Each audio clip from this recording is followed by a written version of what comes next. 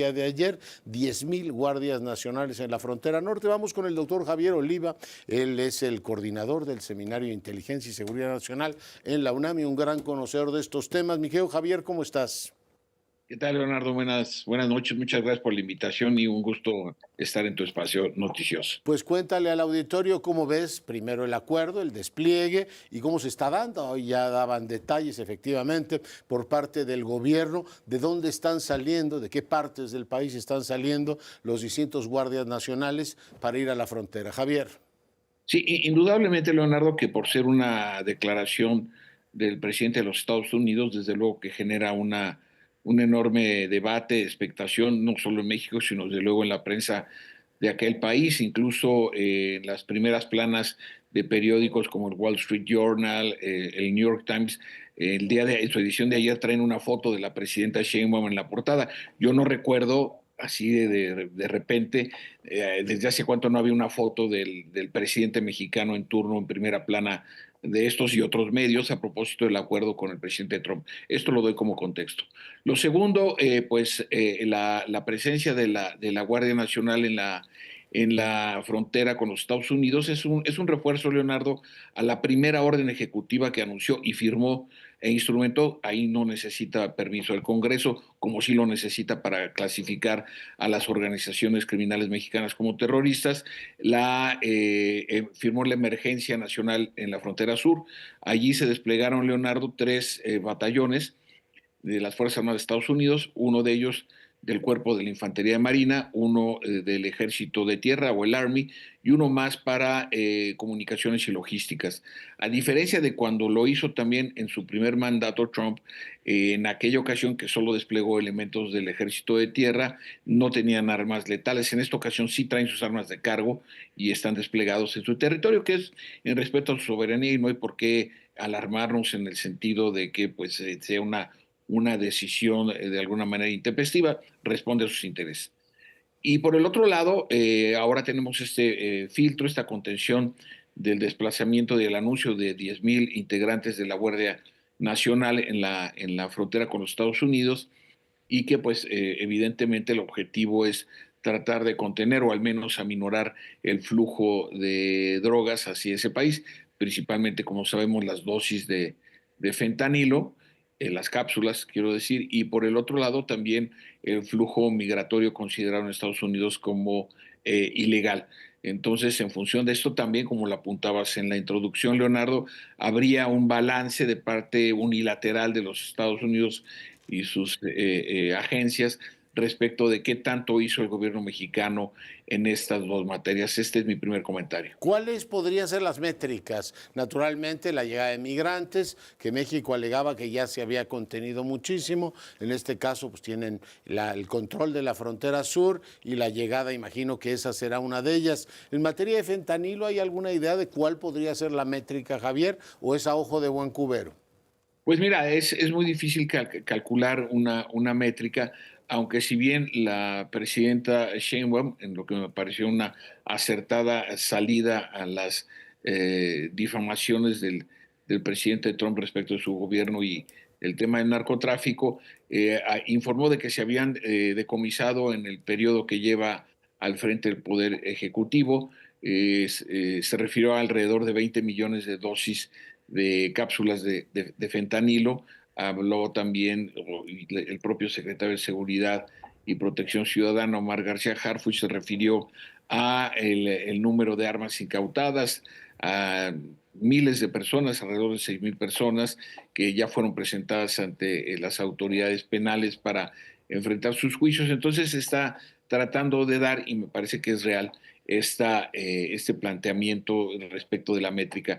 Pero también hay una declaración muy importante de Omar García Harfuch durante el fin de semana, Leonardo, que quizá por el volumen de comentarios, análisis, posicionamientos de los gobiernos, pasó de largo, que es esta declaración del secretario Harfuch a propósito de que textualmente dijo que los diálogos con el crimen organizado terminan mal. Sí, sí, el ¿No? viernes lo reportamos y efectivamente se los dijo a la bancada mayoritaria. Dice, eso siempre terminan mal. Está la detención del Ricky. ¿Se espera que haya alguna también reacción en el ámbito, llamémosle así, político, de la entrega de algún personaje que Estados Unidos esté esperando? Pero el señalamiento de que hay vínculos entre el gobierno y el crimen organizado, pues fue en el comunicado quizá la parte más explosiva, Javier.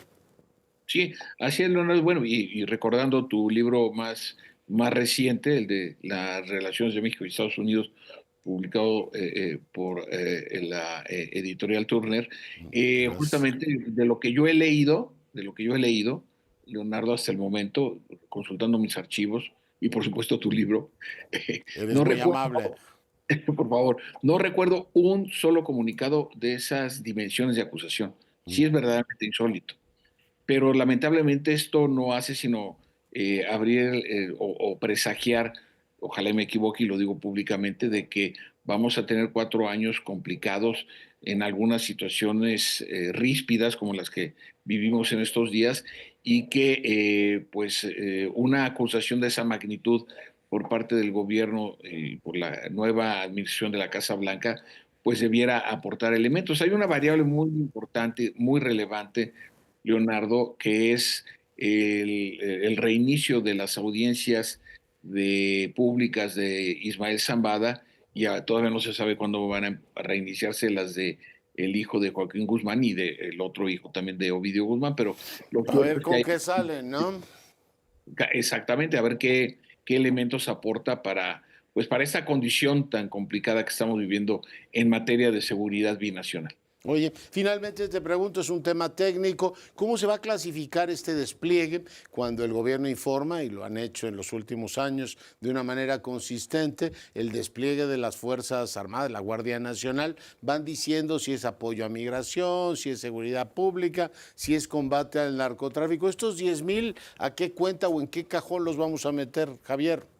Indudablemente, bueno, desde mi perspectiva y también aludiendo a la pregunta técnica, una respuesta técnica a un despliegue para garantizar la seguridad fronteriza, ¿no? Es decir, por eso es importante tener el antecedente de las Fuerzas Armadas desplegadas de los Estados Unidos en su territorio y del otro lado otro filtro, digámoslo así, militar para el control del tráfico de drogas y de personas.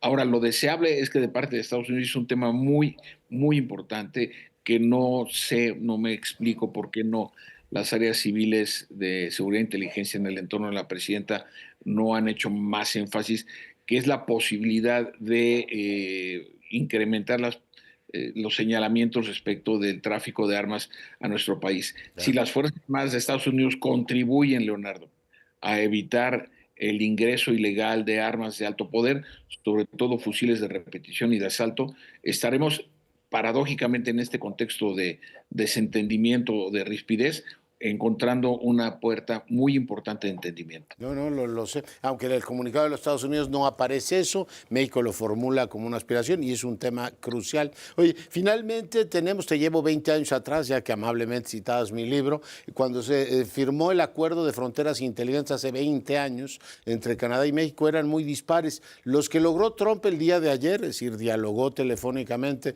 con Trudeau y con Claudia Sheinbaum, el de Canadá es un acuerdo mucho más amplio, ¿no? Incluye el nombramiento de un SAR contra el fentanilo y un gasto de 1,200 millones de dólares, Javier. Y también denominar a las organizaciones Sí, criminales mexicanas como terroristas. A mí me parece que la situación de extrema vulnerabilidad política, de hecho ya anunció su dimisión para el mes de octubre. Trudeau. Justin Trudeau le fue muy mal también yendo a la comida de gala previa ahí en Mar-a-Lago, cuando todavía era presidente electo Donald Ujú. Trump. Es decir, me parece que la laxitud con la que se ha comportado políticamente hablando, representando los intereses de Canadá, pues justamente está generando reacciones no solamente Ya. críticas contra su mermado liderazgo político A a los nivel nacional. intereses del país. Oye, me va a sonar la campana, mi querido doctor. Te mando un gran abrazo. Igualmente, Leonardo, hasta la próxima. Gracias. Javier Oliva, hoy platicando con usted. Pausa, volvemos.